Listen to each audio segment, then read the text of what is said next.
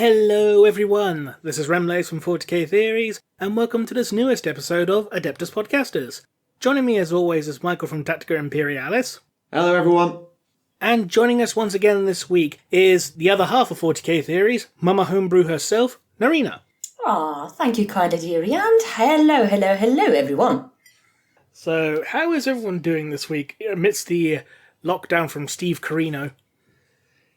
Yeah, busy, very busy. I've now got my lesson videos going up on a weekly basis. I've chugged through a giant pile of Tau painting, and I'm still not finished because I did my only bit of panic buying was hobby, and I feel a little bit bad about it, but at the same time, I wanted to do my Tau because I'd just done Shadow Set and it was fun. So yeah, not too bad, just busy as ever. Yeah, the same. You're doing your videos, I do streaming in Discord. Like, hello students, today, yet again, no playing, but an English lesson. And I've been drawing and as we might have discussed just before this recording, I got Animal Crossing. Whoops. I may have a problem. I mean, at least you didn't just buy, FF7 as well. Well, duh. I mean, considering the demo of that bricked my hard drive, I'm not going to bother that game. So anyway. But yes, rip in pieces Naerina students. Yes. Indeed. I'll be like, hi, come to my island, I'll stream you some lessons from there. What do you mean you don't have a Switch? So, yes, in news this week, how much is there? More than you'd expect, actually. So we had the second online Warhammer preview, which, whilst not as big as the first one, still had some interesting stuff to discuss. And there's been smatterings of things here and there to do with Aeronautica. And at the time of recording, they've just put out the rules preview for Deathwatch, who are going to be getting their Psychic Awakening rules as part of White Dwarf. We'll get to that later. Fair enough. So let's take a look at what was actually revealed in the preview. Should we go in chronological order, or should we just go from 40k onwards, or what? Well, the start of the topic is Lumineth. I talked about this at length, so I'll be quick. In essence, Lumineth are getting a Sisters of Battle-esque starter box with the cavalry, the spearmen, and the Light of Eltharion, that Hollow Knight miniature. And they've also said it's the only place to get the limited edition Battle Tome. And I don't know how to feel about that. Well, it was the same with the Sisters box set, wasn't it? But the limited edition Codex came out on its own later. It was a different one. It's different to the one that's actually, it's got a different cover on it. Yeah. Oh. It's just a different cover, or just... Yeah, it's is just there something cover. Okay, so then maybe there's going to be a box set limited, a normal limited, and then just the standard one. Okay, that makes me feel a little bit better now that you've told me that, because I hadn't noticed that was a thing. We also have the old High Elves Always Strikes First back, so even for 40k players this will make sense. The Yugo-Igo system becomes a Yugo-Igo-Igo system. You get to pick 2 units at a time to activate, and it's hilarious. Like, you'll get your turn at some point, but first... Yeah, okay, your big monster's coming charging into my battle line of spearmen, it's done its thing. Right, so we need to resolve this combat. I've got my spearmen there. Oh, and I also want to go with my cavalry. Which one do I go with? I know, both! Okay, now you get to go with one, and then my hero and my monster can smash you in the face. We'll have to see the whole army, but it's potentially very, very scary. But a great callback to the old Always Strikes First rule. And I'm sure we will see more going on. And they say they've got these things called Ether Quartz abilities, so you can adapt your strategy on the fly. Just don't turn them into Ultramarines, and I will be happy with that. Yep. Next up from there was Blood Bowl, which is getting a Halfling/Wood Elf Tree Man. No, squirrel! It's Acorn the Blood Bowl Squirrel with Tree Man mount. Only the Halfling version gets a squirrel. The Wood Elf version doesn't have the squirrel. I'm just going to have to take that Halfling one at some point to myself. Like, yes, I want the squirrel. It looks so fierce. Like, come on. I mean, it's called Acorn, so... Oh, God. Blood for the blood squirrel. Acorns for the acorn throne or something. Acorns for the nut throne? So bad. So bad. And then someone just gives him Akon because he's so lonely. Oh. I wonder how many people this day. I was going to say how many people in this day and age actually get that reference, but hey. I mean, I get it, and I'm supposedly too young for sense. But anyway, moving on. For the Horus Heresy, on the back of Lionel Johnson, we're getting 2 Word-Bearer Praetor, one in Artificer Armour, or Power Armour, whichever, in not Terminator Plate, and one in Tartarus Terminator Armour, armed with a giant flaming mace. These kind of came out of nowhere, considering we thought, the word bearers were pretty much done with in regards to Horus Heresy, in regards to new models. So this was very out left field. Yeah. They do look really nice. Yeah, I think it's partially because when the Legions were being done initially in the Bly era, a lot of them didn't get unique miniatures aside from maybe elite Terminators and their Primarch.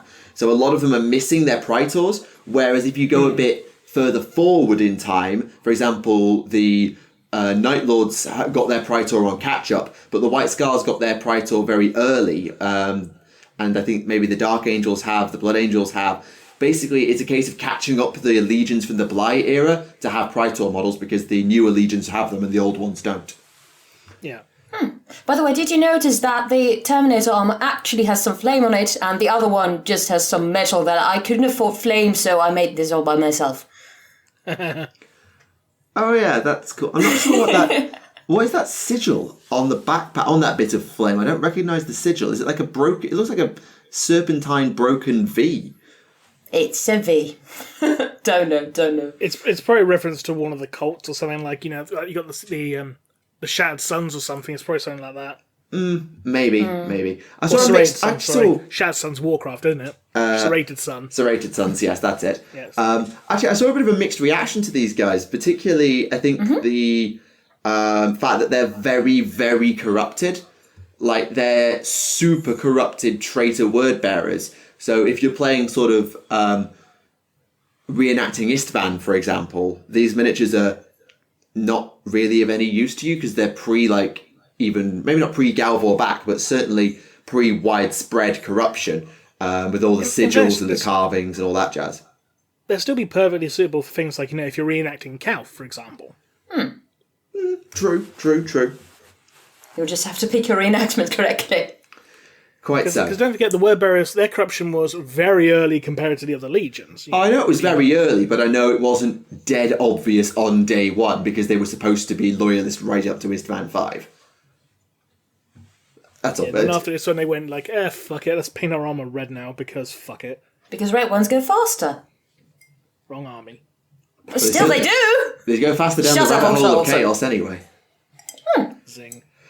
Then we have for Middle-earth a new expansion / reenactment / custom fellowship builder called Quest of the Ringbearer. And then 2 archer miniatures, one of whom has got a really bad case of the Uncanny Valley. But they're still quite nice, and I'm sure some people will get some use out of them. What do you mean one? Both of them are very Uncanny Valley. Like, one of them looks like, what's his name? Oh, his name's gone up my head now. I almost want to say, no, never mind, it's gone up my head. The one on the right looks like the boss from the IT crowd. Yeah, but with longer hair. The one who jumps out the window.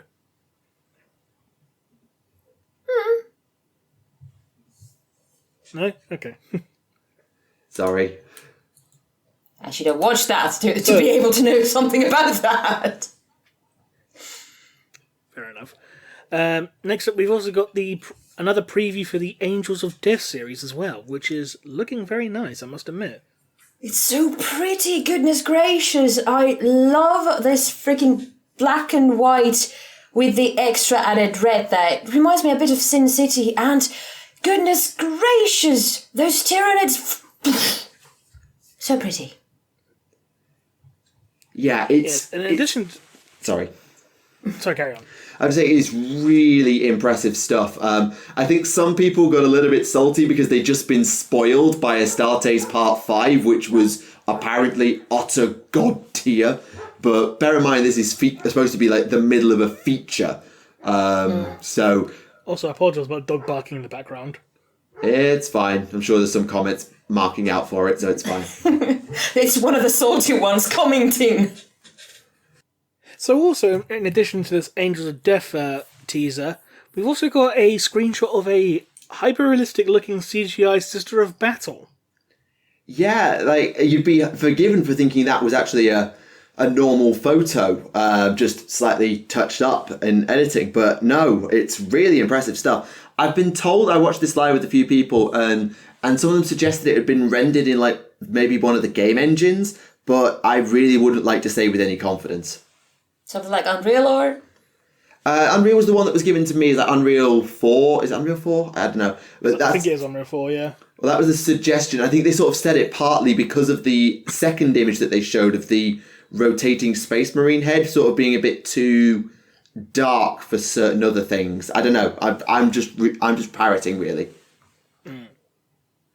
I mean, if this is a teaser for like a Sister of Battle game or something, that'd be awesome. I mean, I don't know given if it it's is, but by... it'd be awesome if it was. I want it. I think because it's A, coming through Community, and B, being promoted alongside Angels of Death, which is Storyforge, I'd be inclined to say that it's not a game. Rather, maybe it's just they're using the engine to render cutscenes as if they were together into like a film cut. I don't know. Hey, GW, hey, you need to make this into a game. Pro tip. Or just make Space Marine 2. Electric Boogaloo. Oh god, I'd so buy that game. Space Marine 2 Electric Boogaloo. I mean, Captain it's Titus Space comes Marine back with 2. an afro. He has an afro now. He's wearing disco armor. So, I'm here to boogie down and kill Xenos, and I can't see a dance floor. But hey, we can dance if we want to. Exactly. I've seen some people saying that this might be Ephrael Stern, but I don't think it is, purely on the basis that the fleur-de-lis tattoo's on the wrong side of the face. Yeah, we'll get to Ephrael Stern in due time. Oh yes, Oh, there's more to talk about in that yes. regard. But before So we get let's- there, there's something rather big in the way. The Sons of... I am talking, of course, about the Sons of Behemat, the upcoming destruction faction for Age of Sigmar, aka an entire army of giants, aka Imperial Knights Age of Sigmar edition, but without the soup.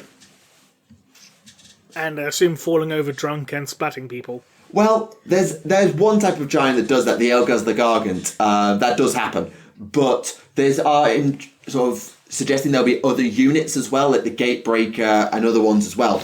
So I'm really interested in this book, and it's one that will be a very different thing for AOS. So yeah, it's one to look forward to once the Lumineth are out of the way.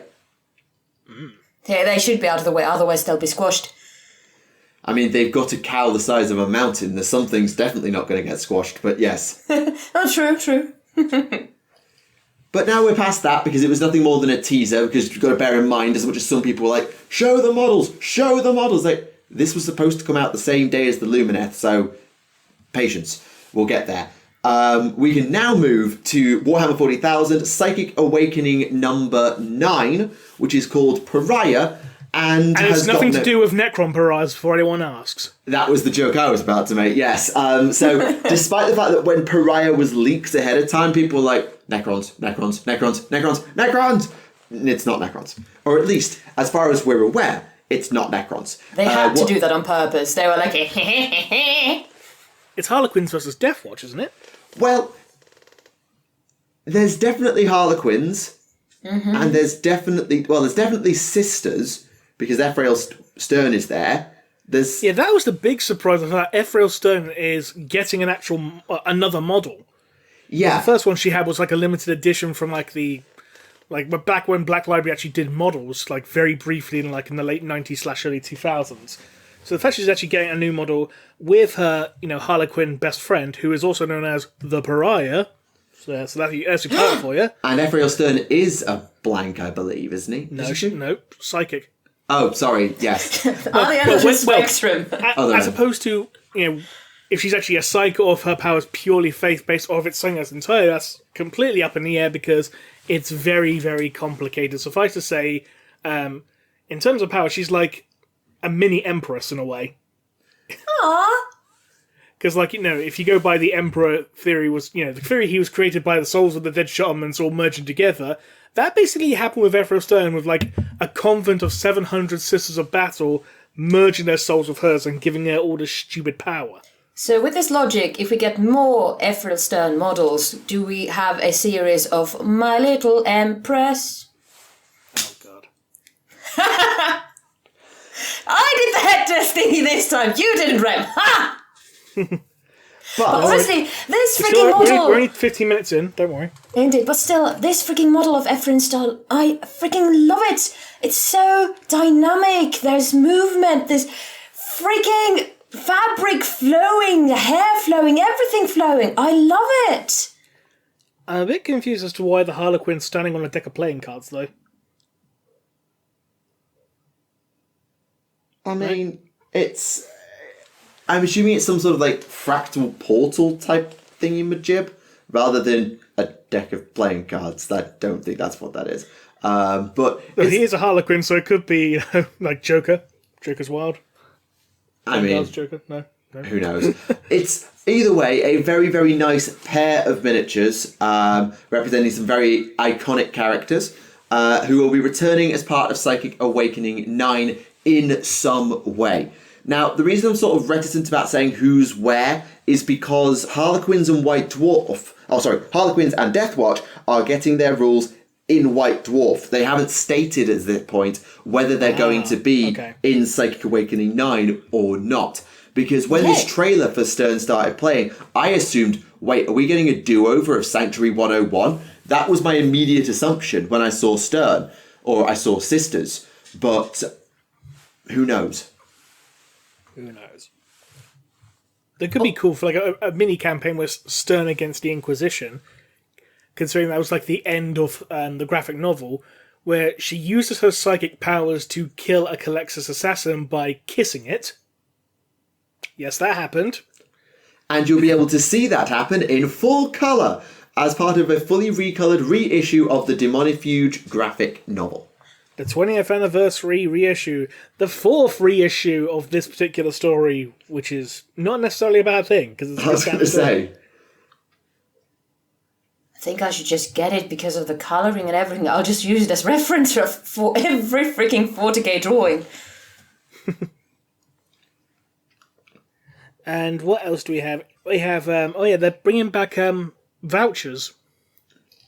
Well, I think they've all, they have, the virtual vouchers, rather than like in-store vouchers, but the virtual online store vouchers are back, and as part of a promo for when things reopen, as they're saying, you'll get, if you buy £50 vouchers, you get £5 off, which is less discount than you'd get by going to a third-party stockist who, you know who they are. I'm not going to give them needless promo because I'm not sponsored.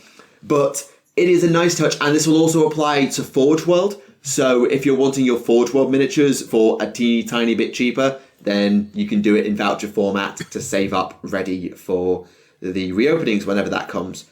They also not necessarily a bad thing, considering that most third-party stockists generally don't stock Forge World kits, from what I've experienced. No, same from my experience. Like they do sell a lot of the things that are website only, web store only, but they don't generally have much, if any, Forge World as a rule of thumb, because it's that expensive to buy anyway, I guess. But they've also said there'll be another preview, so the Adepticon show has had to be chunked up even further. This wasn't the last show. The next one will be in about a few days' time from the upload of this video. The 18th, isn't it? Yeah, April the 18th.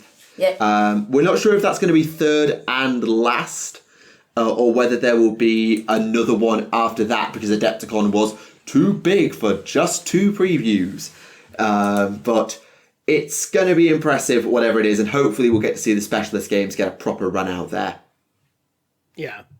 I'm sure they're going to reveal something to do with Necromunda at the very least. Well, they said that Adepticon was going to have something for every single game. We've yet to see Aeronautica, we've yet to see Titanicus, we've yet to see Necromunda, as you say, we've yet to see Kill Team, we've yet to see Underworlds. So there's plenty to look forward to in there, I suspect, unless they're doing what they may be doing, which is revealing some of the Adepticon stuff for Titanicus and Aeronautica a little quietly via articles. There's been an article about upcoming stuff for Titanicus, the Riser campaign, and for Aeronautica with the Taros campaign. I don't know, they may be doing that. Possibly. We'll see. We will indeed. So what else is in the news that's worth talking about? There was one important thing. GW have announced that they're delaying the reopening of their stores again. Yeah, because it was due to be, the online store was due to reopen, I think, next week, or this week at the time of recording. On the 12th, I think it was supposed to. Something like the 12th, yeah. And that's just not practical at this time in any way, shape or form. So they're going to stay locked down for a bit longer, which is completely the right thing for them to do. And as much as I think many of us would like to get access to more paints and more miniatures, it is the right thing to do. So no complaints here. Yeah. Besides, patience is a virtue. We can stand to wait a bit longer. Yeah, I mean, think how long people waited for Plastic Sisters. Indeed! We should be the most patient people ever! Quite. I think it was about 22 years, wasn't it? Something like that. It's pretty much as long as I've been alive. So, we also got a bit of time to have a closer look at the new units that are coming as part of Psychic Awakening 7, whenever that gets released. I know that we've just been talking about Psychic Awakening 9, and we had to reveal a file for Psychic Awakening 8, but we haven't actually got to Psychic Awakening 7's Engine War yet. This one's kind of been... It's the biggest release of them all, and yet it's kind of hiding in the background because it doesn't have a new shiny named character. So we got a proper closer look at all the different variants of the new Skitaria units, or the Mechanicus units if you prefer. So you've got the Taraxii flyers, who've got the Sterilizers, who seem to have, like, flamers, I think, and the Skystalkers, who've got Fletcher carbines. These are really cool miniatures. I know we've seen them before, but they're really cool. We got a close look at the Archaeopter, which has got 3 variants. The Transvector Transport, the Fusilier Bomber, and the Stratoraptor Ground Attack with phosphor weapons. So there's a lot of options there for you, and you can assemble it on a flying stand or with its landing gear down, which some people may power game, but it is definitely going to make it much easier to transport. Yeah. Oh, yeah. And then there was the Cerberus Cavalry, the Raiders, which are the cowboy variant, and the Sulphur Hounds with the Flamer Horses. Do they have the cowboy hats? No. No, they haven't. Damn it! I suppose you could convert them to have ponchos at least. I mean, they've already got the Ranger bodies, so they're kind of halfway there. Yeah, exactly. I'm sure there's bound to be some third-party company that's going to have cowboy heads for these. Or at the very least, little hats you can put on. Don't doubt it in the slightest. There was Weren't we supposed to be having a cowboy dreadnought as well, according to some memes, so that would suit there as well? That was the Invicta war suit from back when the Space Marines Codex was redone. That was a thing. Yeah. What else have we had? There was the article about... We needed some Deathwing Terminators with cowboy hats so they can go what in Termination. Did I just get a head desk there? No, I'm not headbutting my glass table. Not a chance. That's very, very, very smart. Very smart, yes. Don't pick the shards out of your head, you'll never get them all out. Quite. We got some rules previews for Titanicus about the Legio Honorum Titan Legion with their some of their upgrades. The Legio Magna as well with their traits. The Legio Vulturum. So just some different things to have a look at there, as well as some expansion on White Dwarf. If you care about Titanicus for Riser, I do and I don't, because Titanicus is cool and it's great to see that lore, but at the same time, I'm never going to play it. It's far too expensive and I don't have anyone to play against, so no. I can sympathise. Yeah, it's one of those things. We had several memes throughout the week, inside and outside the regimental standard. From top 20 Primaris lieutenants. Which had Alfarius on the list. Yep, because of course it did. Naturally. To the Aquilos breakfast cereal with no nutritional value whatsoever. I freaking loved that video. That was absolutely fantastic. I think I'm saying I loved that. I've loved that to everything. But still, like, when I first saw that, I sent that to my friends, and then another friend from another friend group, like, just sent it to me. I was like, oh, darling dear, you're late. I've already seen this, but it's awesome. And he was like, yeah, I don't know, but come on, are you a heretic or something? And then we was like, okay, it's pretty great. Quite. Fun fact, the man is over, at least, I think he's something like 10 years older than I am, and I'm with the Inquisition, shut up. But yeah, that video, I love it. Yeah, I think the other... I'm just want to give him credit for not going with the more generic cornflakes. Yeah. I'm just glad they didn't go down that route. Yeah, they did. They did avoid that. And the most recent joke of the week was the top 6 eggs in the mortal realms because it's Easter, which was just... I've just read it. It was a bit ridiculous. I won't get into it. You can check it out for yourselves if you are interested. Haven't tried it. I need to look at it at some point. Like Fair number enough. 5, skulls. No, that's number 6. Oh, sorry, number 6, skulls. Number 5, I think, was... Oh, what was it? Magmadroth? Magmadroth was number 3. Number 5 was the Storm Vaults. They were kind of stretching it as...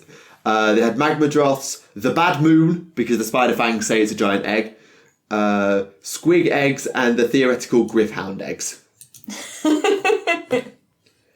Yes. But they have been really good on Warhammer Community this week. It's been really useful stuff as well. So some advice if you're playing Warhammer remotely with a friend over the internet. They obviously couldn't promo things like Tabletop Simulator, but they sort of gave some advice about how you might go about doing it. They provided some homeschooling Warhammer style with some resources that you can use as part of their Warhammer Alliance kit, which was really quite cool. I haven't had a full look at it myself, but it's really good of them to step up with that sort of stuff. And probably the coolest thing that I've seen from them was the ability to play a solo campaign. So this is primarily for Age of Sigmar at the moment, but one of the rules team designed a series of you versus the game. You build a hunting party and do a series of missions against, like, the game. Cool. I'm just having a very brief look at them now in terms of one of the missions. It's also got a hard mode if you feel like being a bit of a masochist. What, playing for Warhammer 40k, being a masochist? No. This is Sigmar, so it's like hunting down Troggoths, play on hard mode, add another one. Okay, Sigma, even more. If you want to be a masochist, no. I thought hard mode would be like, you're hunting down 5 Gargants with 1 Grot. That's hard mode. No, that's Dark Souls mode. Yeah. Same thing. But it's a really good thing that you can clearly see that as much as they can't do everything they want to do at the moment, they've really stepped their game up in terms of the fact they're now on Twitter. That community Twitter page never shuts up, and that's a good thing. So they really have got their game in order. Is it perfect? No, but it's really good of them to keep putting the content out in this time and support the community in the best way they know, which is by sharing cool stuff. Very true. Was there anything... Oh yeah, we got a bit of a look at Hysh for the Lumineth. I'll be very quick here. Basically, Hysh is a 10-portioned realm that looks like a Star of Chaos for some bloody reason. Foreshadowing. And also, some of the Lumineth have got the ability to do magical cloning. What? What? You heard me. Yeah, I did, but what? Did I just, reproduce via mitosis or something then?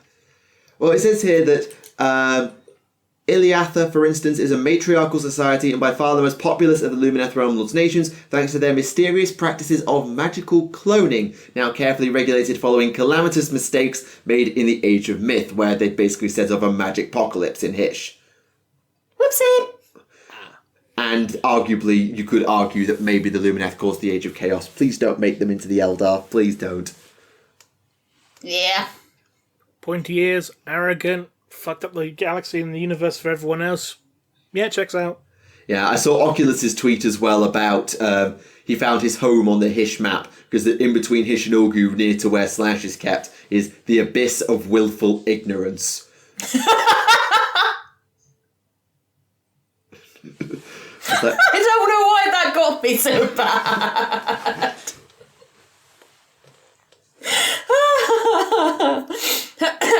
I'm not having fun or anything.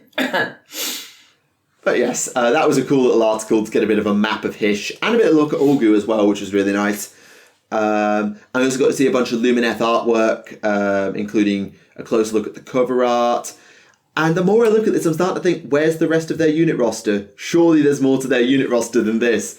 Like, there's this Scenari Cathalar, whoever the flip you are, looking like a living Lady Olinda. But, yeah, it's cool. It's cool. It is. Looks bloody good. Oh, yeah, like, as much as people rag on battle cattle and pointy elves and all of that stuff, the Lumineth, in my personal opinion, look absolutely amazing, and whenever they come out, I mean, I play elves already with Daughters and Ideneth, I am snapping them right up. Ideneth for the win! Ideneth are indeed cool. Didn't realize you had I didn't realize you were that into them. Well, I have a Leviathan. These guys got me a Leviathan. A treat. Your turtle friend. Yes, Turtlefoot. So Shelley. So Shelley, yes. Quite. The last thing I think news-wise would be we got a first look at the Lions rules for Horus Heresy. I'll be honest, I don't play Heresy, so as much as I can look at this and say, that looks cool, I don't know how powerful it is, and we're also missing his points value. I do like the fact that the less wounds he has, the more attacks he gains. Yeah, so his idea is he's so unshakable that only if they could batter into them within an inch of his life would he actually get annoyed at them and try and kill them. But it's like, yeah, I don't care. Ow, that really hurt. Okay, now I'm angry. It's like, I'm angry now. Release the Men of Iron. Spoilers.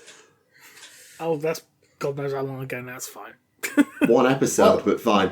The other thing that they've said is that in the assault phase, he's never required any worse than a 4+ to hit. I mean, the guy's weapon skill 8 already. There's not a lot he doesn't hit on 3s or better. But if you are fighting someone who's weapon skill 9, which maybe Lehman, Russ... I think maybe Russ might be weapon skill 9, and Horus possibly has some shenanigans. But anyway, Lion at worst will always only ever hit on 4s. And he's got 2 weapons. He's either got a Fleshbane Lance, which is a hilarious combination because he wounds everything on 2s and makes all vehicles armor 12 and he's strength 7. Or you can have the Wolf Blade, which is strength 10, AP 2, with Shred, which I think was the rerolls to wound option he used to give to Lightning Claws. And if he does any damage and causes a casualty with it, then you have to roll 3d6 and keep the 2 highest for your morale check. So I hope that you're not particularly up again, not playing a Legion that has low morale problems or has no way to mitigate morale. Because honestly, I would freaking be there like, fuck this shit, I'm out. Quite. He also gets access to Deathwing Companions as his Lord of War choice. The Deathwing Companions being the ones we saw at the last Thramas reveal, the ones with sort of the half white, half black armour for some reason. Because reasons. I've forgotten the reason, but because reasons. Because Cruella de Vil. Oh, de Vil, sorry. No, she's Drukari. I should know. Does no one else remember, the actual Archon Cruella the Vile? No. It was a thing in 3rd edition. I know the name. I don't know it very well, but I know the name. Yeah, she was an Archon that had a pair of weapons within her wrist called the Emasculators, I think they were called. 3rd edition. I'm Googling this as we speak. Her name's spelled with a K.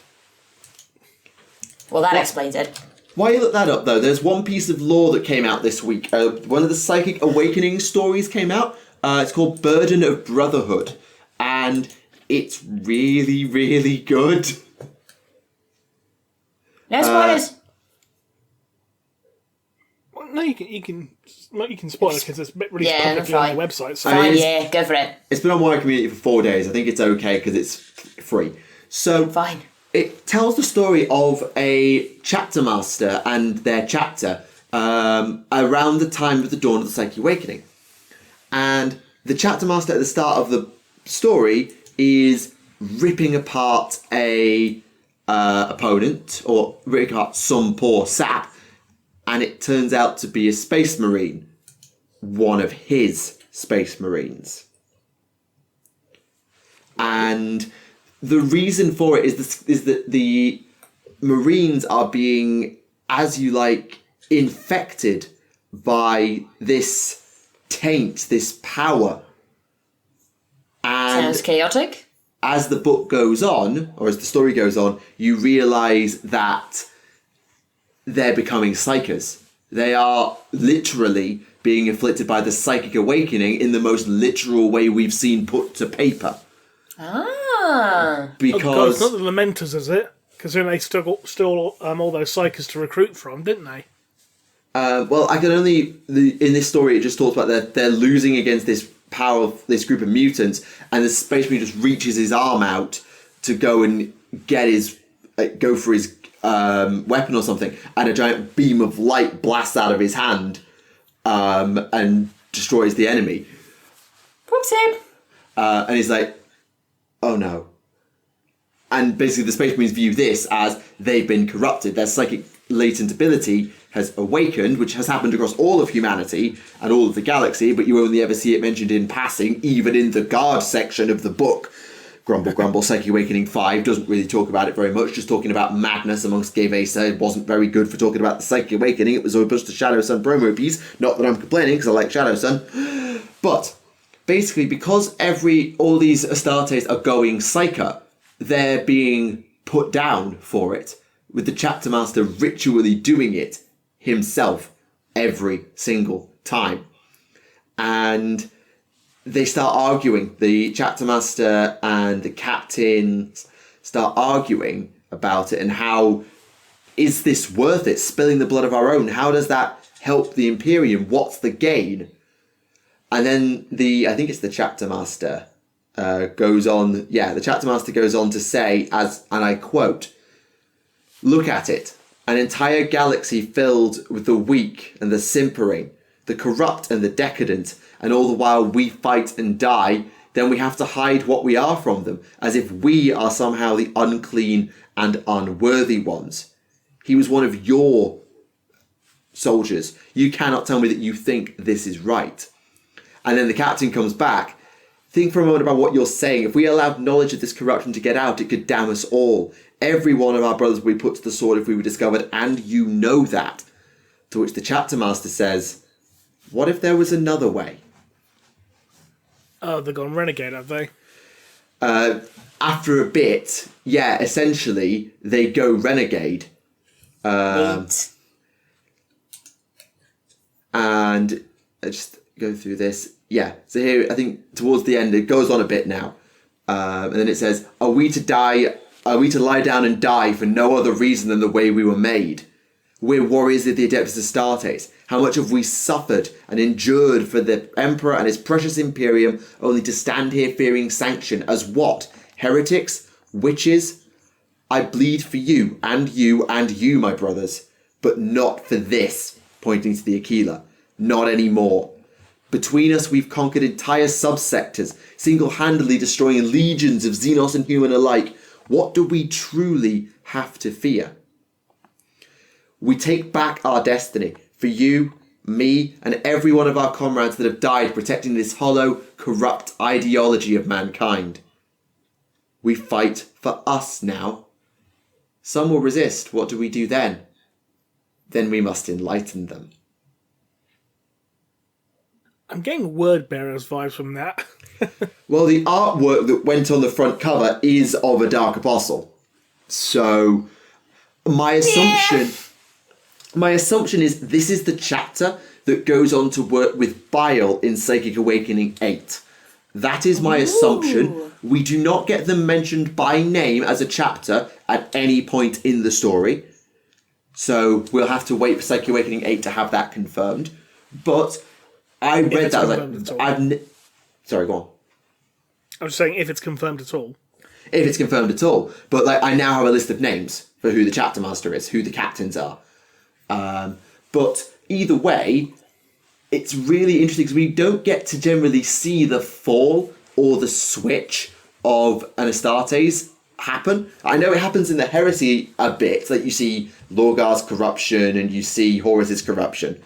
But in the space of no more than what would be 5 pages of a Black Library novel, to watch a chapter master go, admittedly in snippets, from putting down his own for psychic taint to going full-blown renegade, it was really effective. I really liked it. I think it was Darren War who wrote it.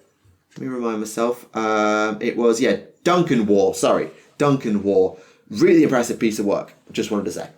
Yeah, and that's, I haven't read it myself, but that really sounds like a very good way also that turning to renegade.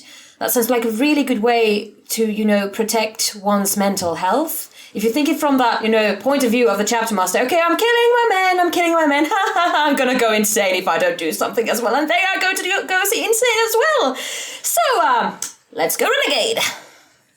Yeah, look after your mental health, turn your back on everything you once were and fight against it. Wait, what? But anyway, yeah. It's logic. Quite. It's a really good story. We'll wait to see if they are the individuals who are going to go full-blown chaos or whether they're just going to be renegades, because there's sort of, as you say, there's word-bearer vibes about it toward the end, and we'll see where it pans out. But I really liked it, and given I've seen stories of chapters falling before, like the Crimson Slaughter, for example, their fall was they were going insane from the voices in their heads and went one genocide too far until the Inquisition shut them out. Whereas these guys went in a mixture of fear and pride, and it's a really nice mix. I like it. That does sound very good indeed. Right, is that everything then on terms of news releases and whatnot? I think it is. Fair enough. I'm going to be honest, I still haven't gone around to finishing Saturnine because, again, it's a big chonker of a book. It's alright, dear, it's alright. However, there is one thing I do want to talk about, because it's a kind of a major reveal, so consider this your spoiler warning. Yeah, because the main version for general release is not available yet, am I right? No, it won't be available for a few months, no. Right, okay, so spoilers in place. Tell us. Right, so we get to see the mother of the Primarchs. Mount Everest? No, as in, like, the woman who is their genetic mother. Neat! Because as it turns out, the Emperor did not just use his own DNA, he used his DNA along with that of a perpetual woman named Erda. And incidentally, we also find out that one of the Emperor's names is Neoth, to which John Grammaticus responds, that's a stupid fucking name. It's also to that effect. Well, Is that of all the names you could have picked, and he picked Neoth? Really? Jesus Christ. Anyway. I had to think of something because she asked. But, yeah, basically, as it turns out, one of the reasons as to why the Emperor created the Primarchs in the first place is because the other Perpetuals basically turned around and said, yeah, we're not going to work with you anymore because you've gone a bit egomaniacal, bit too much for us, so peace out. And so to do so, he used DNA from another Perpetual to create essentially artificial Perpetuals. Ooh. Or perpetual analogues, rather. So sort of people who would never die of old age, for example. Yeah. But who would... Sort of like the Custodes in the end, actually. Pretty much, yeah. So would that mean that they would get old and stay old, or would they just stay young? Well, they have to... They were young to begin with, because they do have, like, young Angron and young Lorgar, so they do grow up. Yeah. Basically, they just won't age, but they can be killed, essentially, Okay, so they just age up till a point and then they just chill. Or a case of the Emperor didn't intend them to grow old forever and would put them down when he was done. Well, that was pretty much the point, yeah. Sure. But yeah, and something that Eldrad Ulthron was also apparently aware of... Because Eldrad Ulthron knows frickin' everything. Yeah. As one does.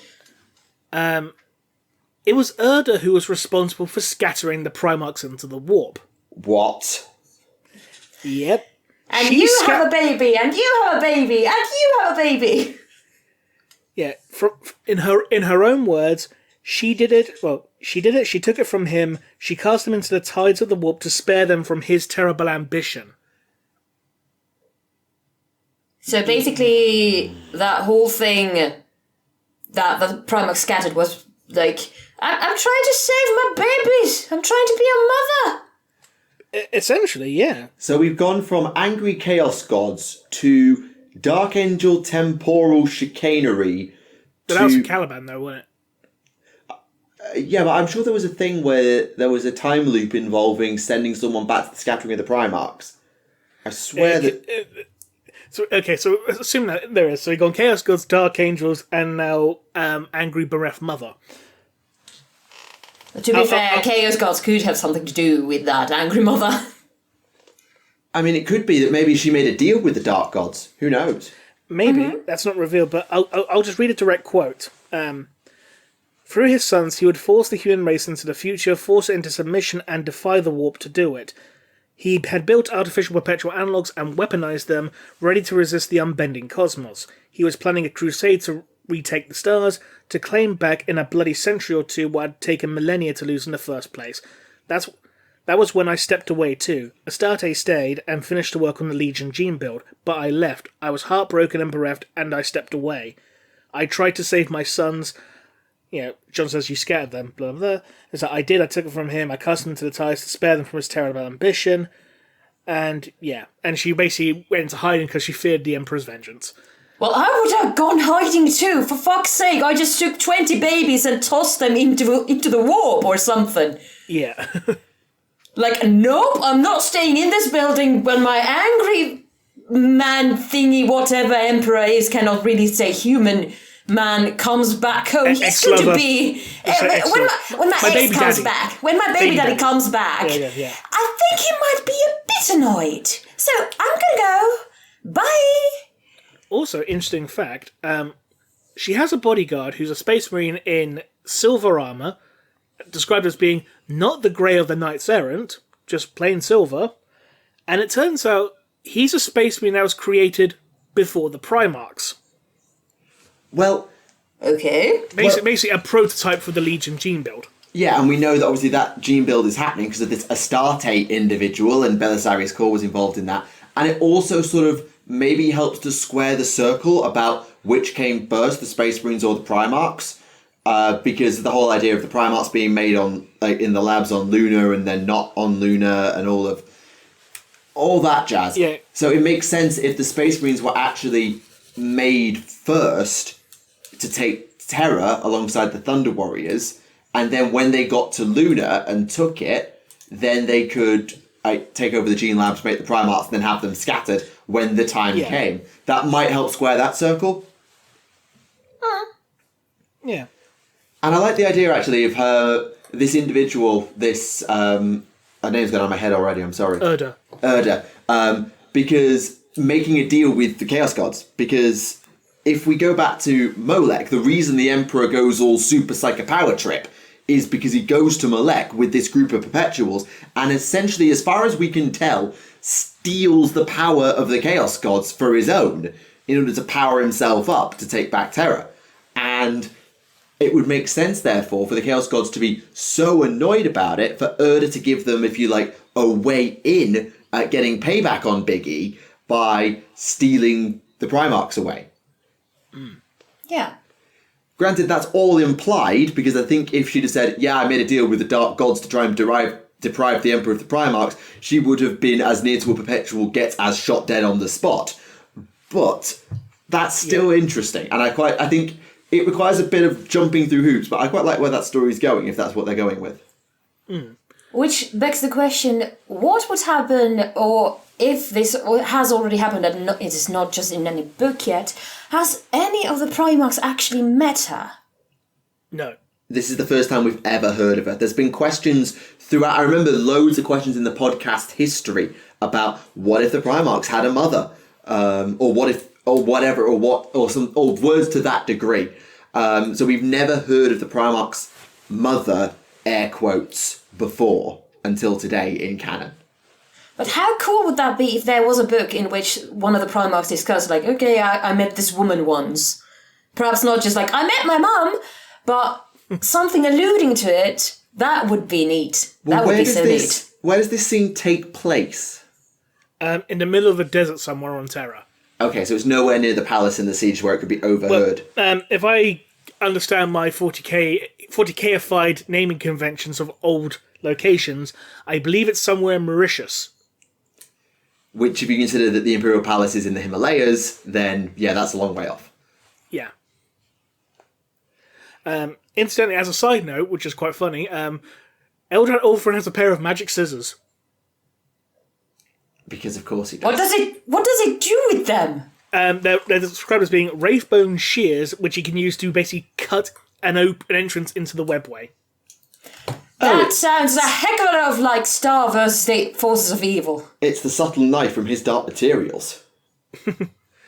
Shout out anyone who gets that reference. But yeah, he gave the John Grammaticus. It seems to be very different from the ones depicted in Old Earth, because in Old Earth, it was described as a blade that was fashioned from the fingers of Ferrus Manus, if I recall correctly. And Ferrus Manus was not made of wraithbone. No, he had like, you know, the Primarch warp energy, blah blah blah blah. Now I just have in mind for some reason a pair of scissors made from the hand of Ferrus Manus doing the rock paper scissors thing. So the hand just doing the scissors thing and actually cutting things. Vulcan playing rock paper scissors with the corpse of Vulcan. It's like, I win again, brother. You're not trying hard enough. Please talk to me. God. I miss you. Oh, God. So, talk about something a bit lighthearted. There's a bit where one of these new remembrances, interrogators they're now called, is basically assigned to this one particular regiment of the Imperial Army, and he befriends a man called Ollie Piers. But as the remembrance is basically making a note down of the story, Ollie, whose name is actually Alanius. Nudge, nudge, spoiler hint. There's this bit where they're being assaulted by the World Eaters, and basically they defend a banner which has a deified depiction of the Emperor on it, and they're basically like, if we protect the Emperor, he will protect us, blah blah blah. Huge fuck off World Eater Devourer comes at them. His head just randomly explodes, except it's not random because Janisha Kroll killed him, and for some reason Janisha Kroll is invisible to everyone except for the custodians.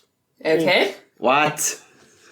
Yeah, people can only just make her out through as a blur. She's pretty much invisible. I don't know if I can't remember if it's due to a piece of equipment or if it's just her being invisible because, literal interpretation of blank. She just sneaks around. Yeah. But she kills this Devourer and basically points to Alanius to take his men back behind the wall to reinforce that, otherwise they'll die. Because for some reason Alanius is the only other person who can see her, and he believes her to be the representation of a warrior goddess from his homeland. Does that make sense? Right. And after the battle, as they're being rotated out to basically, rest up a bit and, repair their kit and all that, the Remembrancer is basically writing down the stories, and I'll just read I'll just read the passage out. If you're telling the story, tell it right. What I'm saying is, do it justice. Make a proper tale out of it, eh? It wasn't no banner, it was the Emperor himself, in person. I stood before the Emperor on the battlefields of Terra to protect him, put myself in harm's way for his sake, and it wasn't no raving world eater either. Make it, say it was the great traitor himself, Big Bad Lupercal. It's like, I'm not putting that in. Why not? Because no one will believe it. It's like... Right, so I'm not sure if they're setting up or lampshading us regarding the whole who jumped in front of Horus thing. I like to think it's basically a bit of a misdirection, like, this is your reference to that old piece of lore, but we're going to go in a bit of a different direction. And this actually gives me hope to the fact that they're going to replace the Elanius Pius bit with Garviel Loken. I'd be happy with both of them. Though it is quite amusing the fact that you got old Pearson, who everyone's just assumed to be Elanius Pius, and then you have Elanius Piers. So I was like, so hang on, so are they separate characters? Are they the same character? Who knows at this point? I mean, it might be revealed later on in the story, but considering he doesn't act anywhere like Elanius Pius, considering he's described as, a 50-something-year-old fat bastard grenadier with, bad breath and a huge mustache, I doubt it's old person from, No Fear. Yeah, and I don't really think that Elanius Pius, the person, is likely to go on and say, hey, make me look good in this story, random remembrancer. It doesn't strike me as a very pious thing to do. No. Elanius Pius was the embodiment of, I'm so done with this, just leave me alone. Yeah, basically. So it is amusing the fact that I think this could be hey, this is your reference to the Elanius Pius story, we're not doing that, shut up. Yeah, it's are they setting us up and trying to say, we're not doing this, but psych, we are doing this? Or are they just lampshading did you really think that some random guardsman was going to do anything throwing themselves in front of the Emperor? Go away with that. I'm not sure where they're going with that, but I quite like the idea of setting it up. Oh, then the writer was like, hey, I'll put an Easter egg in here. In fact, the Siege of Terror series is a giant pile of Easter eggs wrapped up in a plot. I mean, as I said, it gives me hope that they're going to go with the Garviel Loken direction, which is something I do want now. So just for the sake of, I was there when Horus slew the Emperor Cumful, so you have to, yeah, exactly, you have to do that. Yeah, it's all contractually obliged. It's almost like, say the line, there you go. Say the line, Loken. Yay! I shouldn't have set that one up, should I? Oh, dear. Right, someone's going to make a meme of that. They're going to clip from The Simpsons and put Garviel Loken's face over Bart Simpson. Yeah, it's going to happen, and it's definitely going to happen now you've said it live on the podcast. Right. Indeed, and everyone's going to tag you to it on Twitter or something. So are we done with Saturnine, or have you got more to say? No, we're done for the moment. Okay, excellent. Just wanted to make sure. Welcome back, spoiler people. Yeah, yay! So CM Punk versus Will Ospreay. I can't believe that might happen. But anyway. That actually might happen, that's the thing. I know. As for me, I read the Oaths and Conquests series of shorts for Age of Sigmar, because that came out quite recently. And that was really good. In fact, there's some really, really cool stories that I can get into if people are interested, but I can also talk about Mephiston Revenant Crusade, the second Mephiston novel. I've started reading that. I couldn't get my hands on the first one, but I've got the second one, and I've started reading that, which has been really interesting. That's the one with the Necrons, isn't it? Yes, the one with the Necrons. And as I've just got to... this is not really spoiling now, it's so old. But it gets to the scene where they've saved the Mechanicus from the Orcs by literally Psyker blasting a dam open to flood it. To flood the Orcs. Mephiston goes on an absolute tear. He is so not human, it's not even funny. And then you get a scene of Mephiston meditating. I'll come back to that in a minute. But the scene ends as the Necrons are attacking his ship. And so he's roused from his meditation by his chief, Codicia Epistolary, I forget their rank off the top of my head, to go and just come to the bridge. And in the end, he says, right, drive us forward. What? Yes, sir. Yes, Mephiston. And so they fly it forward, and the Necrons come up, and he says, hail the Necrons. Okay. You're speaking to Spiel, the envoy of the great Pharaon, who is destined to rule the diddly-diddly-dee. Ecclesia of the Great Rossi. And Mephiston sort of says, a case of we'd like to enter orbit and to land and have an audience. You may not. Are you sure you may not? As your go and speak to your Pharaon about that. And Very well. We shall. What a ballsy move! He basically tricked the Necron bureaucrat protocol and say, right, I bought us some time. Park. We're going on planet side. Nice. Because the entire crux of the story is that Mephiston's power is working, but his visions are not. Essentially, his great foresight, all the foresight of the Blood Angels librarians, is not working. There's some shroud or interference going on. That sounds very similar to the events of Eye of Ezekiel. Because that was pretty much the same thing. Like, he had his powers, but he lost his ability of foresight for a while. It might not quite be foresight, but it's certainly, when he's doing his meditative visions, he's got big obfuscating wrinkles that are getting in the way of what he wants to see. And he's trying to work out where this disturbance is coming from, which is why he goes down to the Mechanicus Orc planet and is like, right, it's not here. Damn it. Right, we're leaving. And they leave, and just leave the Mechanicus in a hole with a broken dam and a few not dead orcs. The cat fan, bye! And now they've gone to this Necron world, which would make sense since Necrons, blanks, pylons, and all that. But the scene in between, the Mephiston meditation scene, is gruesome.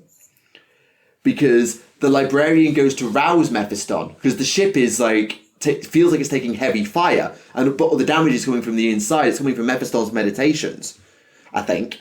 And the librarian goes down to check on him, and Mephiston's flesh, I'm not even kidding, is flayed off into almost giant flesh wings off his back while he's meditating. So kids, do yoga with caution. What? I have to finish. I'll finish reading the book and go back through it before the next episode because I want to get on to. You'll have to inform me as well because now, like, what the hell is going on? Yeah, I want to get on to City of Light before too long, the third Mephiston novel. But yeah, Mephiston is exceptionally not human, and the prologue scene is actually the birth of Mephiston on Armageddon. So you get this scene where he was rising up from the rubble and Vitaris just materializes in his hand. So Mephiston's sword was sort of magicked into existence when Mephiston was born. It's not a sword he had with him anyway. Vitaris just appeared in his hand when he became Mephiston. And he just goes... logic. And he goes on a total murder spree, just cutting these orcs down over and over and over. And the Imperials always had to yell at him. It's like, stop. Like, literally, stop. You're going to kill us at the same time. Like, chill, bro, chill. Because bear in mind, like, Mephiston, when he fell on Armageddon, was basically full Black Rage. I think Calistarius had gone Black Rage, and then he was in a Death Company, wasn't he? Yeah. And was reborn as Mephiston as a result. So maybe he was still kind of coming out of the Black Rage phase. And it sort of implies that he can basically have total control over the Rage at this point. Like, he can just slip in and out of the Thirst and or the Rage whenever he wants. Huh. It may not be the Black Rage, but certainly the Red Thirst, unlike a lot of the other Blood Angels, who, when they go, need a long time to come down almost from it. Where Mephiston goes, he just lets himself go and just pulls himself back whenever he wants. So, yeah, Mephiston's a monster in a literal and metaphorical sense. He's a monster. I mean, in fairness, we already knew that. Yeah. Oh, yeah, absolutely. Yeah, well, even more now. Like, He is literally Space Dracula. Oh, yeah, like, everyone knows Mephiston is sort of very... Well, the thing is, if you look at Mephiston in just miniature and what you know about his basic backstory, it's like, okay, he's powerful, he's a badass, and you'd be done with it.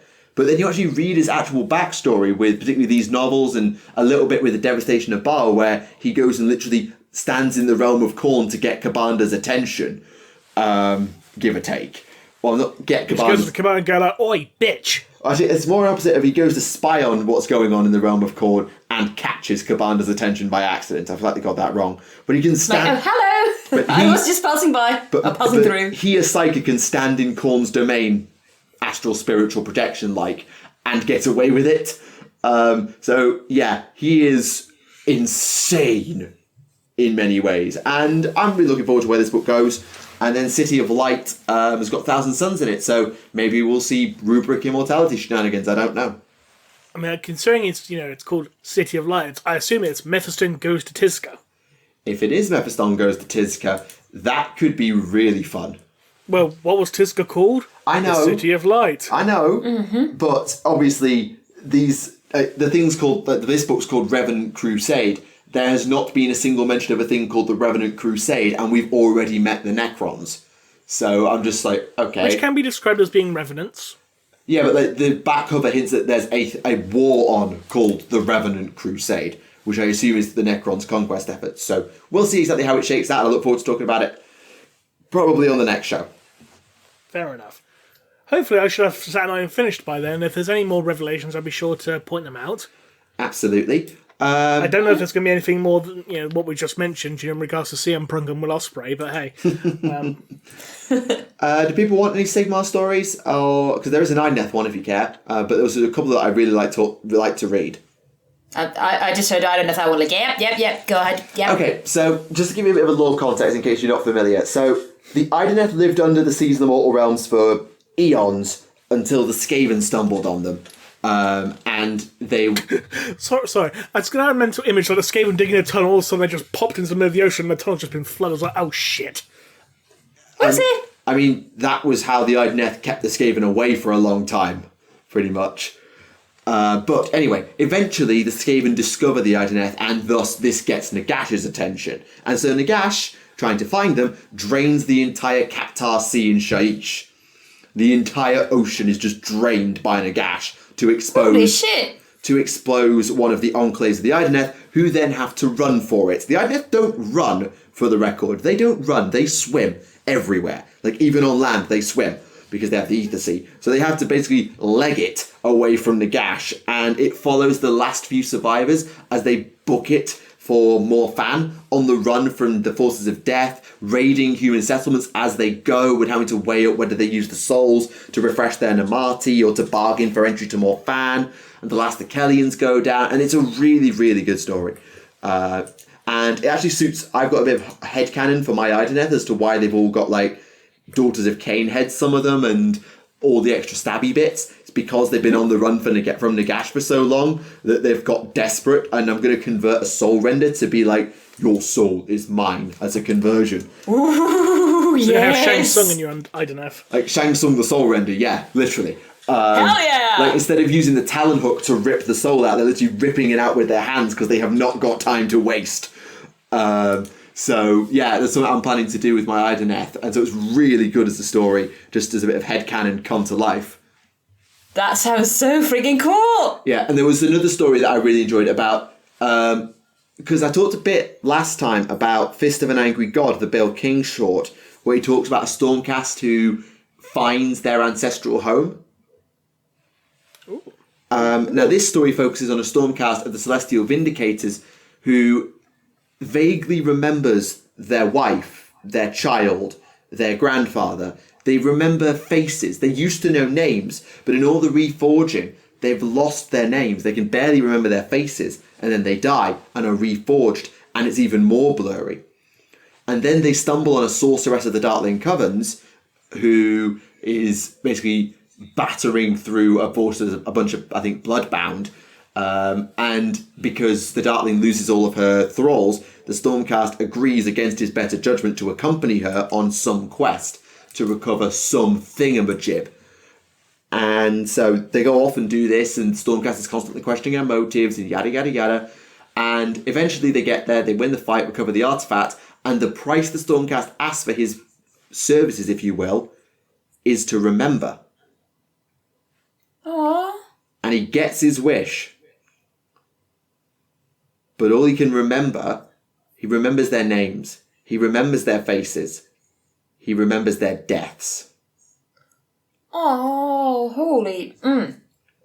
To the point that a bunch of bounty hunters stumble across the temple he's been in, and he comes out to them and is basically yelling at them, kill me, please, in the name of Sigmar Heldenhammer, kill me, I want to forget. Poor little dearie. Welcome to the Age of Sigmar. It's freaking dark, if you didn't know.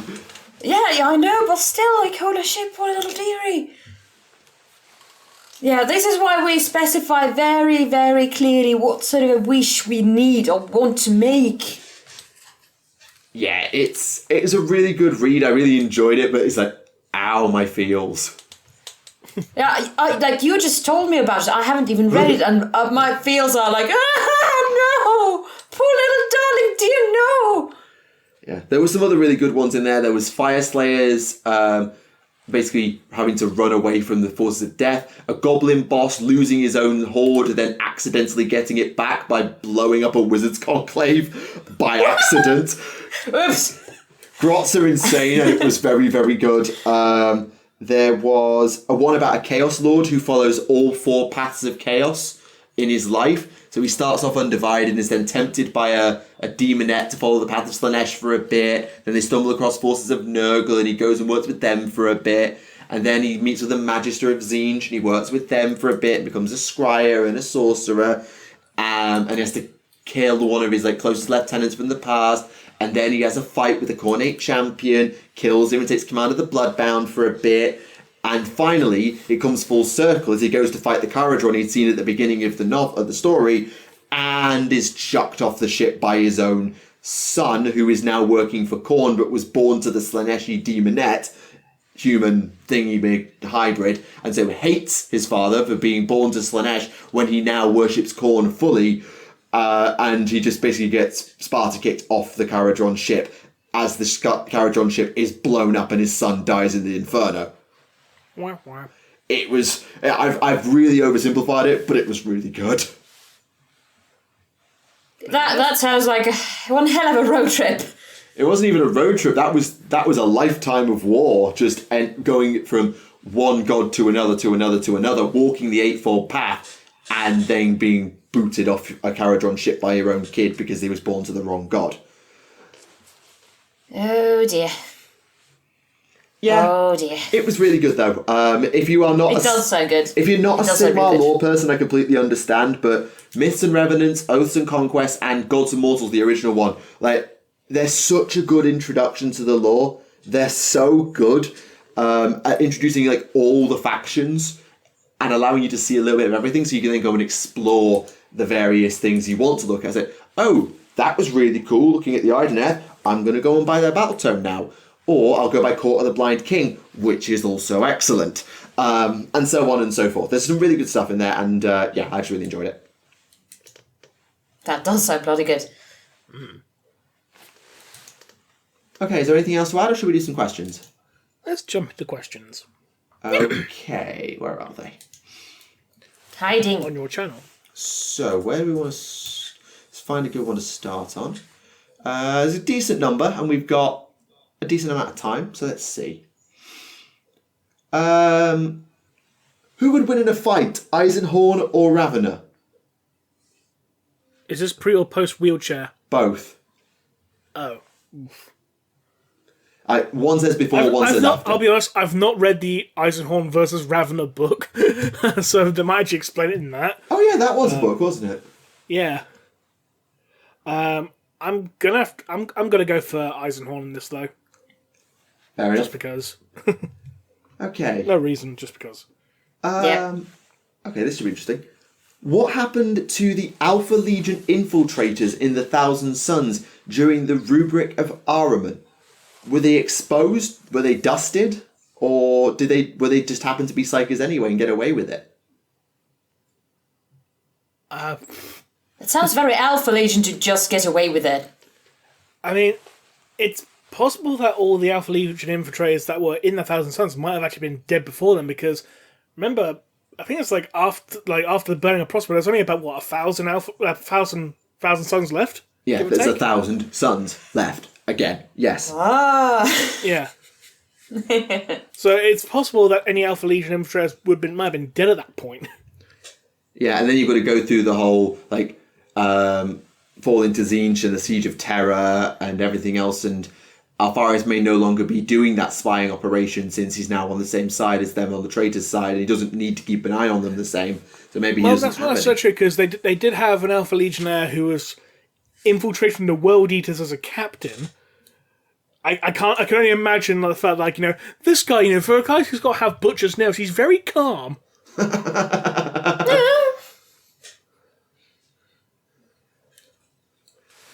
Okay. Disregarding what was done by Primarchs or named characters, so you can't use Ferrus Man as las cannons, what is the oddest or derpiest 40k fact you know? That load-bearing walls are heretical. I've said this before, but I'm going to keep pointing that out. That's one of the most stupid things I've heard in a 40k story, the fact that load-bearing walls are heretical. Yeah. I can only imagine that at some point the Emperor must have accidentally walked into a fucking wall and someone saw it. It's like...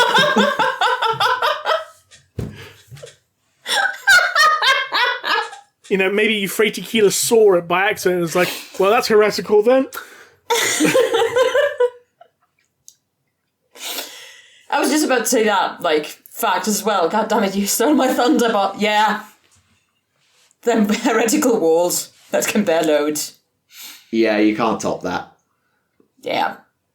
Oh, and if anyone wants to know what the source of that fact is, it's Death of Antagonist. I thought it was. Literally in the first chapter. Yeah, I knew it was David Annandale. I couldn't quite put my finger on which book it was, yeah.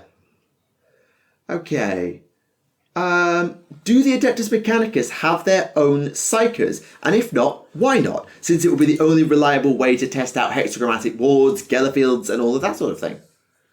Well, the audio drama Heart of Rage actually details that a Adeptus Mechanicus psyker actually, actually bonded with a hive tyrant and took control of a hive ship.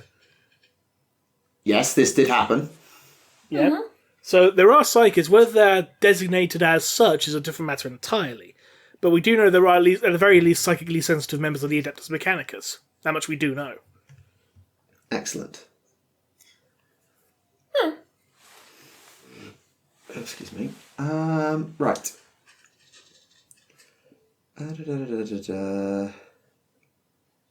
Do any Renegade or Traitor chapters still generally follow the Codex Astartes? Follow Homebrew of the Week.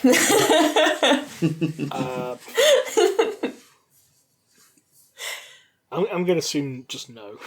I mean, for a bit, maybe, but as things get more and more ragtag and you lose access to all Forge worlds, no, I don't think so. Yeah. Oh, this should be interesting. Do you believe that Imperium Secundus could have thrived and succeeded far better than the actual post-heresy Imperium did, a la the Byzantine Empire versus the Western Roman Empire? I mean, if Guilliman, didn't abolish it and didn't get stabbed and put in a lunchbox for 10,000 years. Put in a lunchbox. I am very concerned, Remleiz, of your eating habits at this point, but fair enough. I think it'll be interesting, though, because obviously Imperium Secundus was founded on the idea of the backup Imperium if it all went to hell. And obviously we don't get to see much of how Imperium Secundus was run in terms of how it would have been societally with 3 different Primarchs lying around. It was never designed to be permanent.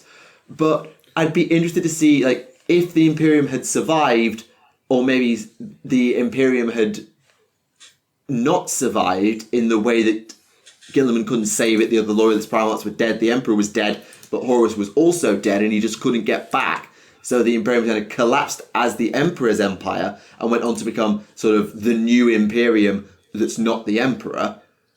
What would Imperium Secundus have become? Would it have just been a case of, no, that was my dad's chair, give back the Emperor and give back the Empire, I'll have the Imperium now, and he becomes Lord Commander anyway?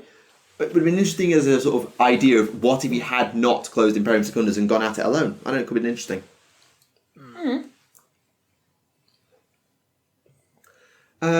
Okay, science question. This was for me, so I'll answer this quickly. In the Mechanicus novel, it said that the Fabricated General reignited Olympus Mons. Does it say that in the Mechanicus novel? Or in the Mechanicum novel, maybe? I don't know. I can't remember, to be honest. Okay, well, Olympus Mons, for context, is the largest volcano on Mars. It's extinct. And is it extinct? It might be extinct. It's certainly the highest peak on Mars and is believed to have been a volcano at some point in its life. And by the 31st to 41st millennium, it has apparently gone extinct. Now, I'm not a volcanologist, so I don't know what causes a volcano to go extinct unless it's a case of like its magma freezes over, which it might, or the roots to get the magma to the surface freeze over. I'm not an expert on volcanoes. Sounds logical. Because they're implying that the question implies about that they reheated or melted Mars's core. No, if you melted Mars's core, what that would do is recreate the planet's, well, if it was a metal core, recreate the planet's magnetic field and thus allow it to have an atmosphere back. So they may well have actually had to melt Mars's core, but that wouldn't be anything to do with getting a volcano back online. Because we have extinct volcanoes on Earth, and we still have a molten core. And even if it was the core, well, it's not the core that produces the lava, it's the mantle, which is that liquidy stuff underneath the Earth's crust. So I am not an expert on that one. As to, could you heat the entire interior of a planet and restart like the convection currents? It's the Mechanicum, probably. How? I ain't got a bloody enough clue. nukes. Just drop enough nukes there, you can get any problem solved. They probably had a way to do it. How? I ain't got a flipping clue, though. Well, let's be honest, that both of them could have been on their bucket list, like, hey, let's just, like, heat everything up. It's science, he doesn't have to explain shit. I mean, that's literally Damn my it, job. that's magic. The entire job of me as a scientist is explaining stuff. But, anyway. Okay.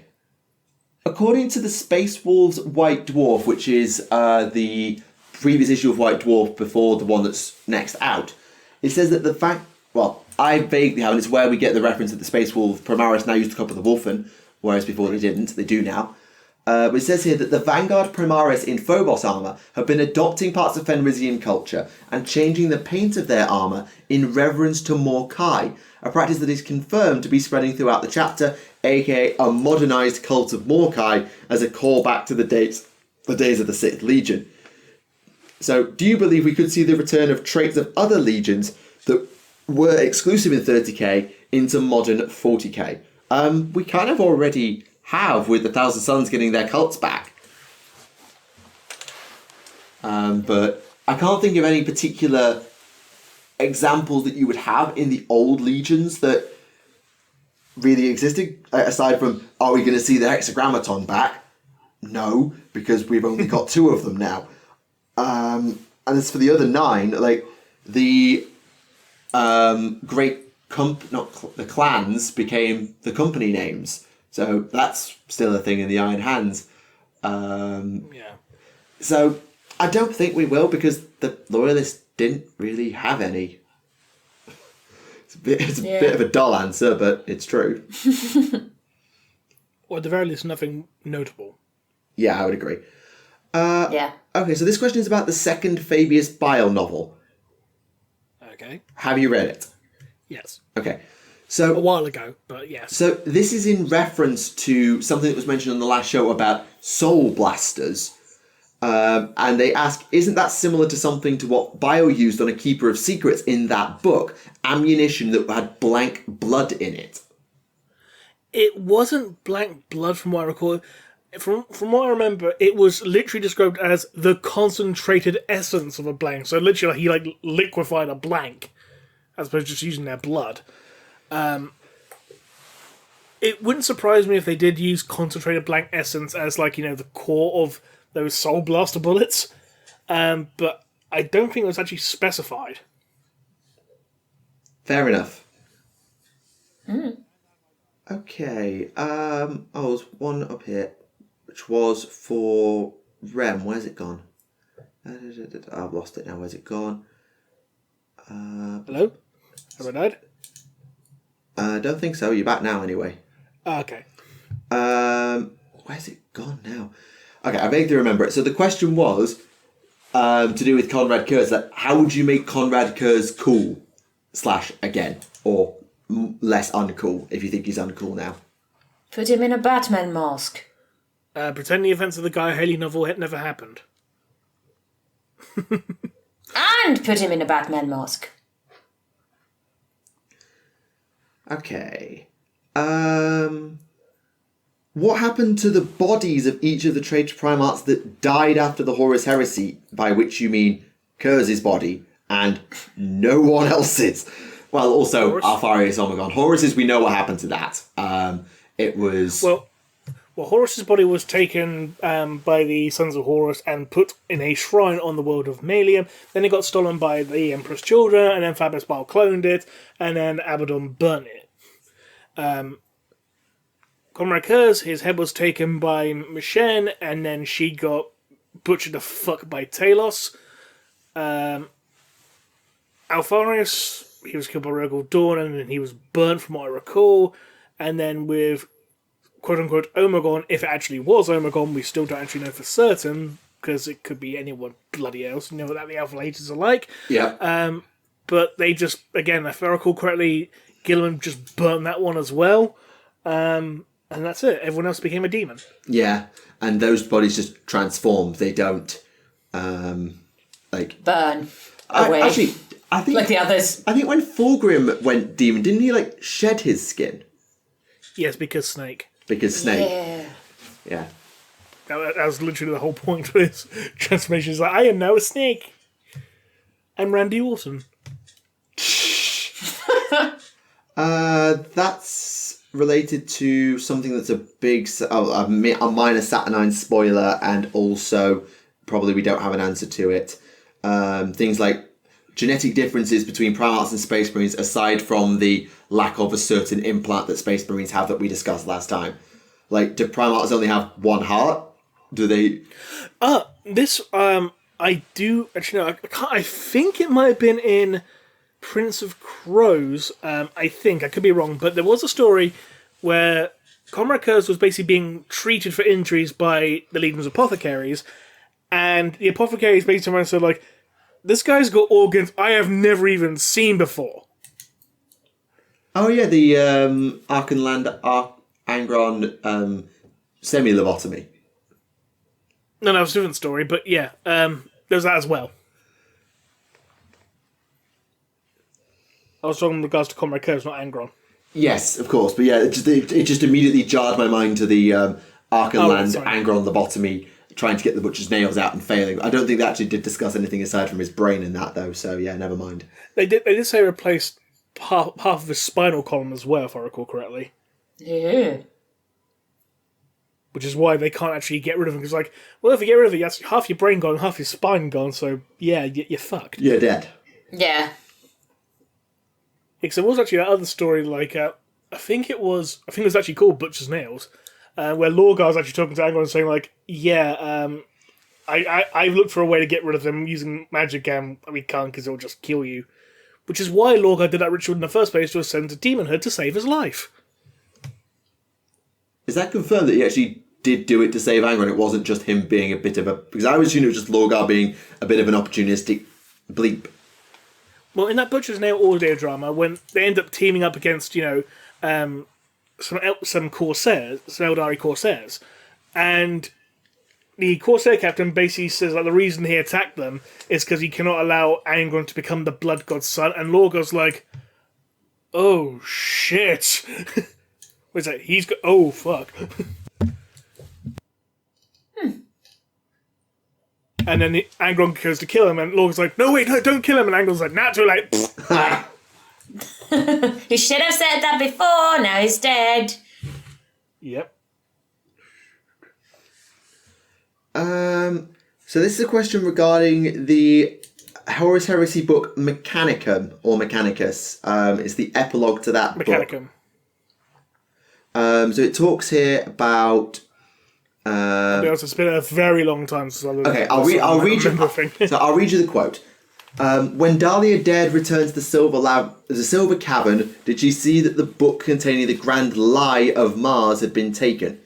10,000 years had passed before the next Guardian was drawn to the Noctis Labyrinth, but by then the damage had been done.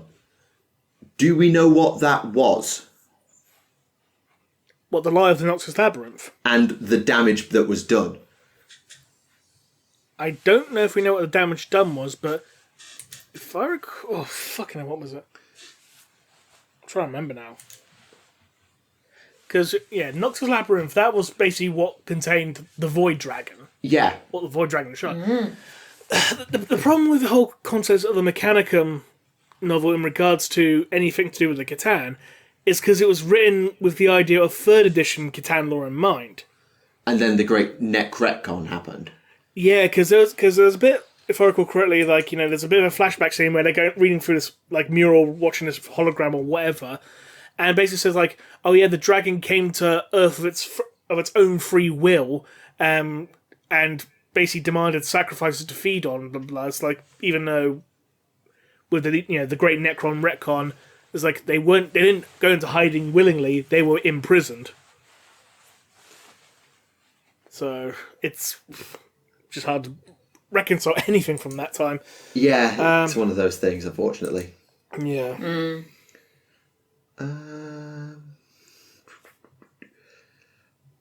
Other than my fascination with the colour red, what are all your favourite colours to paint your miniatures? Rem and Guest included. Considering I paint Night Lords, it would be dark blue. Well, What colour's your depends. turtle? My turtle, it's at the moment yellowish, reddish, brownish. At the moment. Orange. Orange. Yellowish red. Orange. Yeah, but naturally, I have got some orcs as well, but I haven't yet gotten paints for them. So, those are going to be, green and red. But yeah, at the moment, orange-ish. The things that I have painted. Reddish, yellow, orangey, brown. Fair enough. Yes. Yeah, Beige. as the comment mentions, I do paint a lot of things red.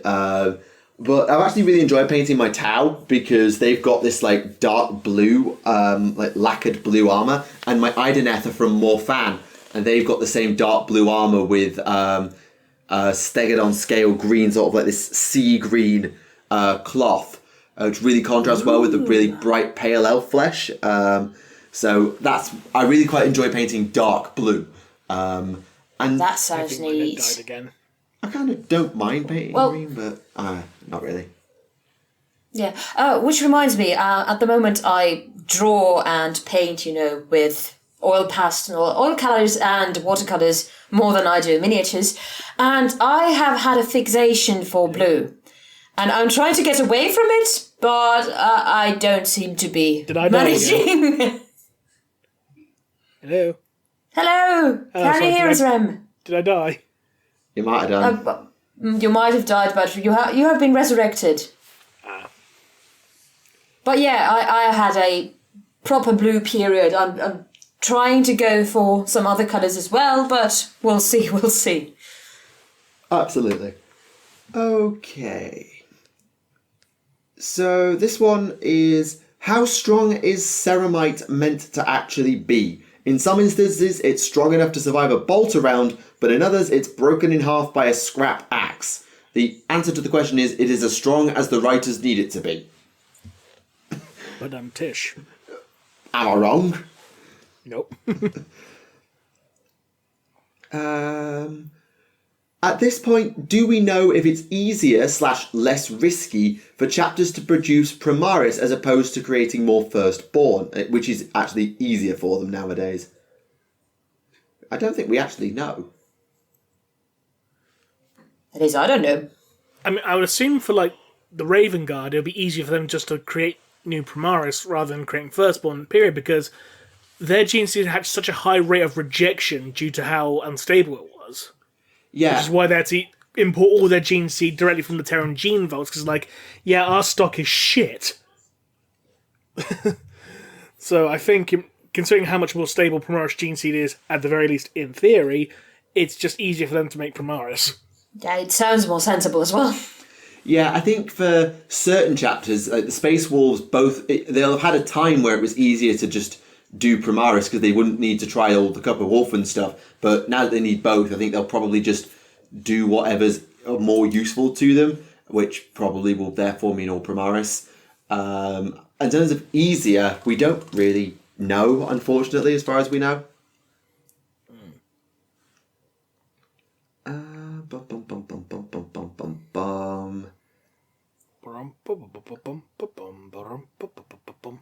Okay, interesting question for Rem.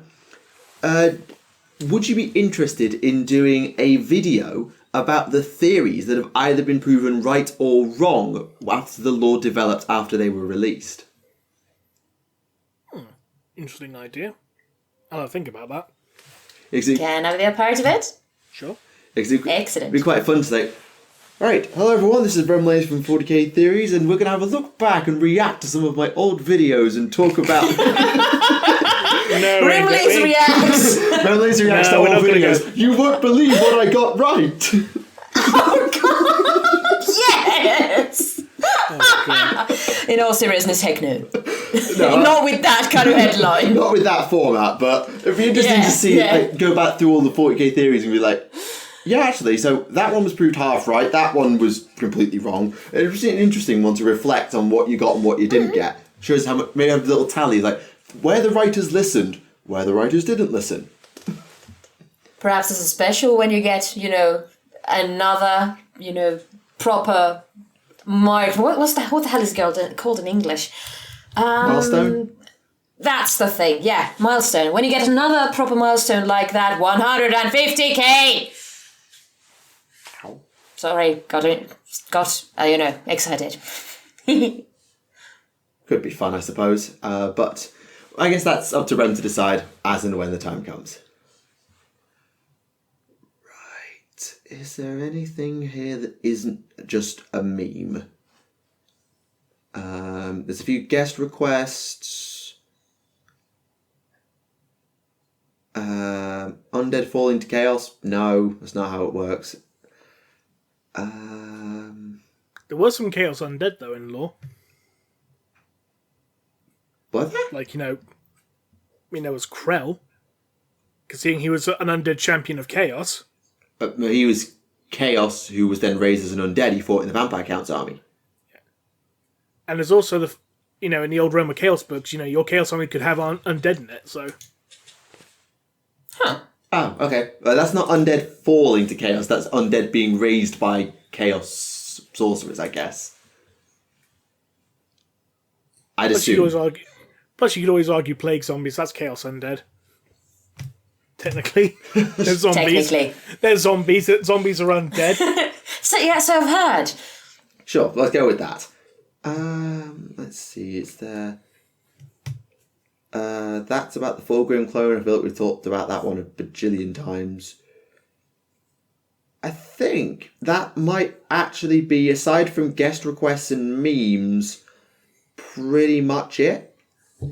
Oh, fair enough. There's one about the Astartes animation, but I'll be honest, I haven't watched it. I don't know if you guys have. Yeah, same. I've not seen it yet. I've been too busy. Me neither. Yeah, I know. We're Sorry. Ultimate Heresy. We haven't watched Astartes.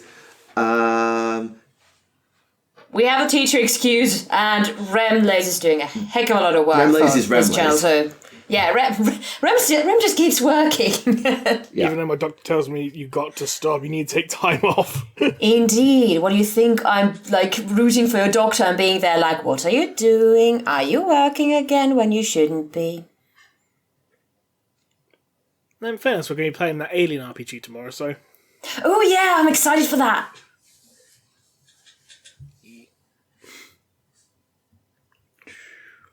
Right, yeah. So I'm not really sure what to add in terms of questions, because aside from memes, guest requests, and maybe the odd one or two that I just can't seem to find, that's about it for questions. I will say this, though.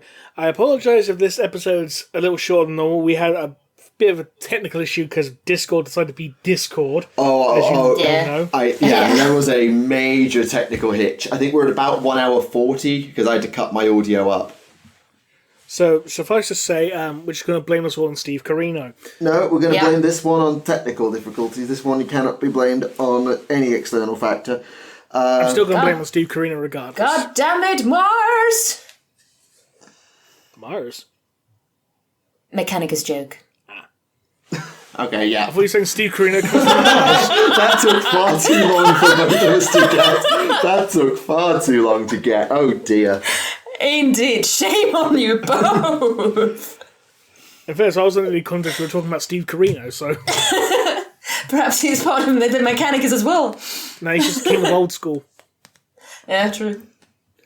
But yes. Yeah, so, if that's it for this episode, so thank you very much to everyone who joined in and, didn't tune out and die or whatever. I don't know.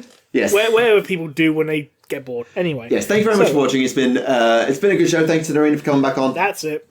My pleasure, my pleasure. It has been fun. So, until next time, this has been Remleiz from 40k Theories. This has been Tactica Imperialis. And this has been Naerina, also from 40k Theories. And we'll see you again next time. Bye-bye.